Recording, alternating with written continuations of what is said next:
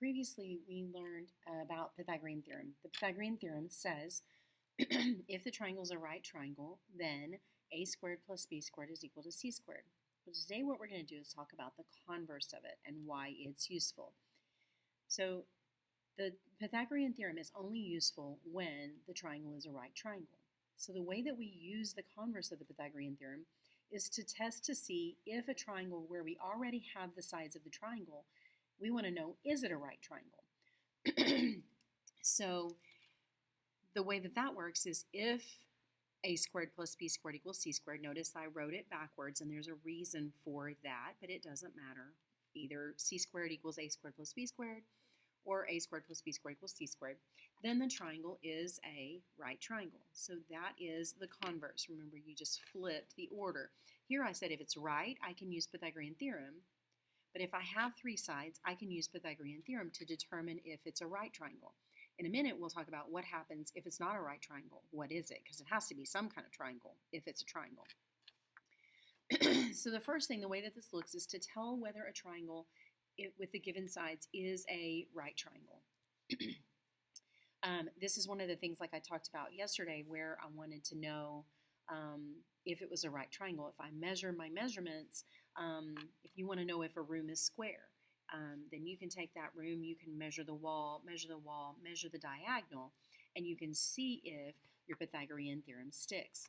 Okay, so what that means is find your longest side. I'm not sure how long 4 root 3 is, so I type that into my calculator and I find out that that is 6.9 and some decimals. So I can see that 8 is my longest side. It's not always going to be last in the list. It's the longest, so be careful about that. That's why I've got it right here. It's not always going to be the last one in the list, so just always check. So here's what you do. You say, okay, I want to know if this is a right triangle. Well, if it's a right triangle, it'll fit the Pythagorean theorem. A squared plus, be careful here, b squared, and I want to know, is it equal to c squared? If it's equal to c squared, then it's a right triangle. If it's not equal to c squared, then it's not a right triangle. So we test it. 4 squared plus, make sure you do all of it, 4 square root of 3 squared is 64. 8 squared is 64. And still I'm asking, is that true? Yes, 64 is equal to 64. Therefore, yes, it is a right triangle. Okay, so yes, it's a right triangle because that's a true statement. So 10, 11, and 14, we want to know if that's a right triangle. If I have sides 10, 11, and 14, is it going to make a right triangle? A squared plus b squared, if it is, then a squared plus b squared should equal c squared. C is the longest side, which is 14. 10 squared plus 11 squared is 221. 221 does not equal 196. And since those two are not equal, Pythagorean theorem doesn't hold true. So then it's got the inverse. If a squared plus b squared is not equal to c squared, then the triangle is not a right triangle. So it's not a right triangle because this statement, the Pythagorean theorem, didn't hold true. I need to double check. The square root of 61 is 7.8, so it is indeed my hypotenuse, not because it's last in the list, but because it's the biggest. You want to test a squared plus b squared is equal to the square root of 61 squared, c squared. Okay, again, we're asking, is that a true statement? That's what I want to know is that a true statement? Well, 5 squared plus 6 squared is 61. And the square root of 61 squared is 61. Since that is a true statement, then yes, it's a right triangle. Okay? The way that you might see this on a test show up is which sides do not form a right triangle. Now in this case, if you know your triples, it's going to help you out a little bit, okay? Because it's going to help us. Triples only work if it's a right triangle. We don't even have to go through Pythagorean theorem because we know it already works. So look at 5, 12, 13. 5, 12, 13 is a triple, so it works out, right? You can test it. 5 squared plus 12 squared is equal to 13 squared. So if you don't know your triples, you can check it out. But it does give you a shortcut so you don't have to do, because we have 4 of these problems to work. So if we know our triples, then it helps out a lot. So this is 10 and 24 and 28. So this is not a triple, even if we check this is 5, this is 12, this is 14. We don't have a 5, 12, 14 triple. So we do need to check it. Just because it's not a triple doesn't mean it's not a right triangle. 10 squared plus 24 squared, and I want to know, is that equal to 28 squared? 10 squared and 24 squared is 676. 28 squared is 784. They are not equal to each other, so that one is the one that's not a right triangle. Now, just so we can see the rest of them, 15, 36, and 39. I notice this is 5 times 3, this is 12 times 3, this is 13 times 3, so that's a 5, 12, 13 triple, so that one works. And then this is 50, 120, and 130. If you divide all of those by 10, you get a 5, 12, 13 triple. So in every case of the ones that we had that didn't work, they were all triples, and not only were they triples, they were 5, 12, 13 triples. So always look for those triples and see if you have them, because it'll help save you a lot of time. Now, what if it's not a right triangle? What kind of triangle is it? Well, we can use Pythagorean theorem to determine that too.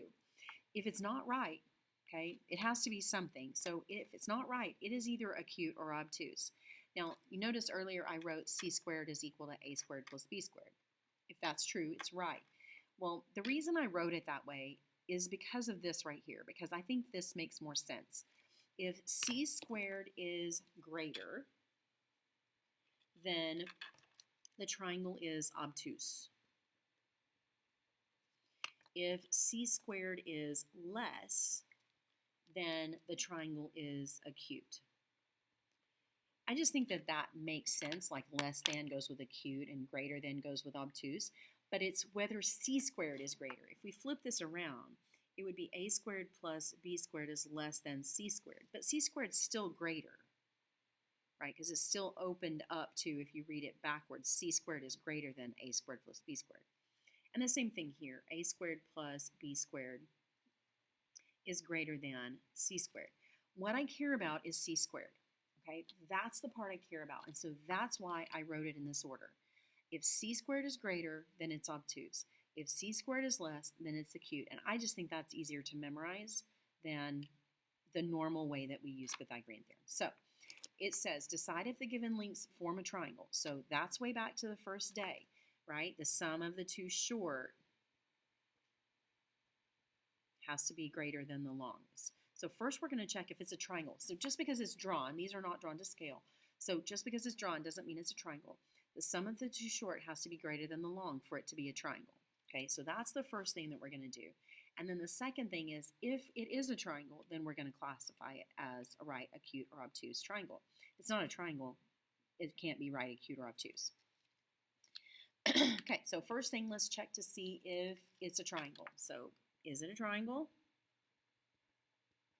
Okay, let's check. So my two short sides are 5 and 7. So I'm checking to see 5 plus 7 has to be greater than 11.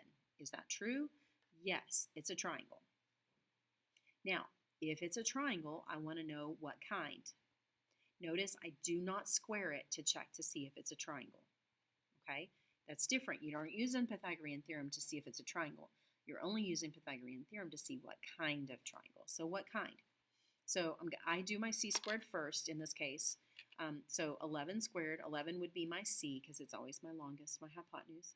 So my c squared, so I do c squared, and then I do a squared plus b squared. These two, the order doesn't matter.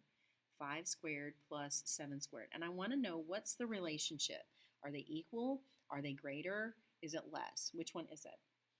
Well, c squared is 121, and 5 squared plus 7 squared is 74. Well, c squared is greater, okay? C squared is greater, which means it is obtuse, okay? Yes, it's a triangle, and so that means it's an obtuse triangle because c squared is greater. That's what we care about, is what's the relationship to c squared when we're testing what kind of triangle it is.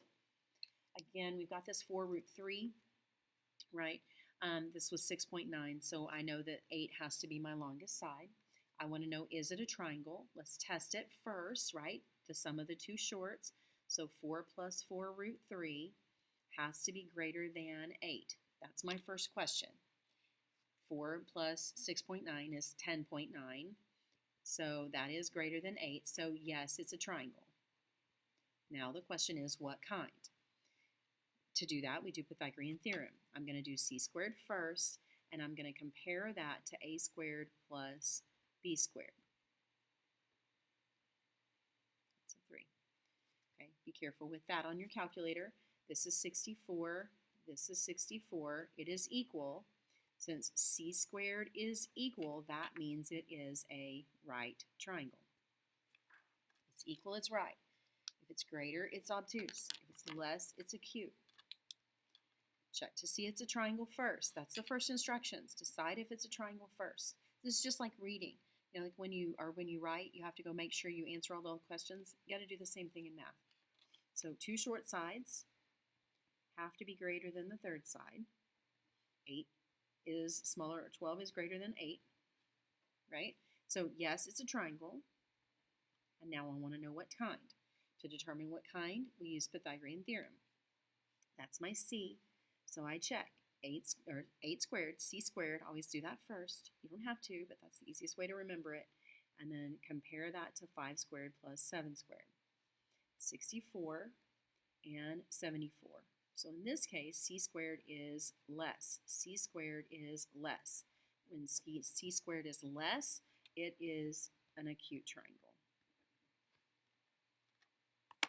Okay, last one on these 4. Let's check to see if it's a triangle first. 2 short sides has to be greater than your longest side. So check to see 3 plus 4 has to be greater than 7. That's not true. 7 is not greater than 7, so it's not a triangle at all. Y'all, be careful. Here's what students do. They'll go, it's not a triangle, and then they'll go they're like, I did this, I did that. Follow the pattern, right? And they'll be like, now I'm going to do a squared plus b squared equals c squared.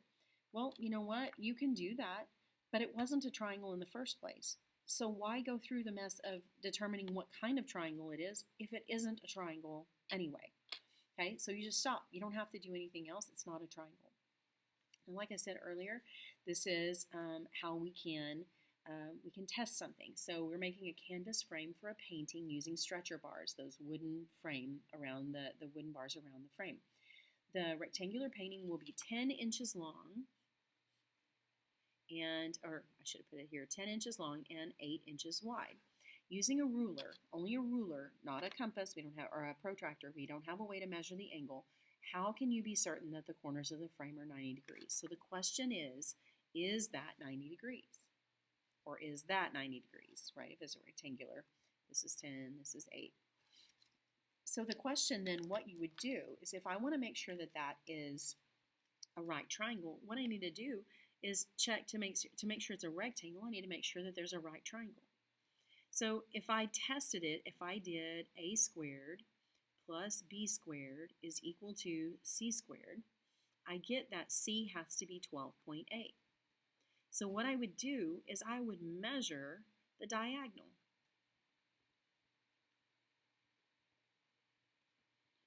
And if it's a right triangle, if it's a right angle, and if that's rectangular, then it should measure